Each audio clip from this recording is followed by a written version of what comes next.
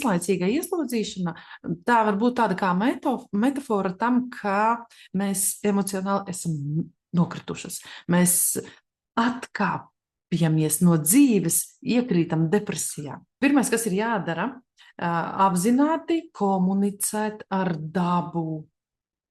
Cik bieži vien var. Tas izklausās vispār banāli, meitenes, bet vispār nav nozīmes, vai jūs kopjat istabas augus, vai jūs vairāk laika pavadat ārā, vai tā ir saruna ar kaut kādu koku. Atcerieties, ka jūs esat daba. Ja, un jūs veidot savu saikni ar dabu. Ja jūs izvēlaties kaut kādu koku, tad uzreiz uzdodiet jau jautājumu, kāpēc tieši šis koks? Ko tas nozīmē? Es jums nepateikšu neko jaunu, bet tas ir tik jaudīgi, tas ir tik spēcīgi. Daba valdzina, daba iedvesmo, daba dod spēku. Ja, un vienlaikus daba atgādina par to, ka mēs esam savā vietā.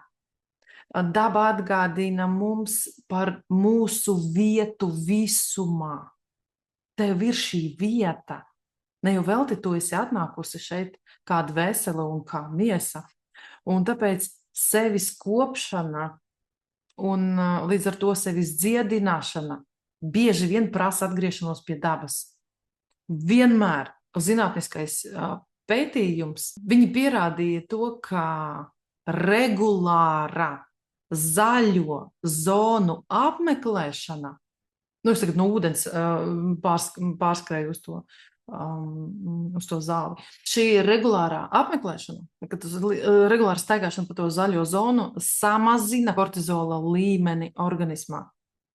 Ja, un tā kā kortizols ir galvenais stresa hormons, tad sanāk tā, jo vairāk laika jūs pavadāt ārā, jo mazāk trauksmes jutīsiet.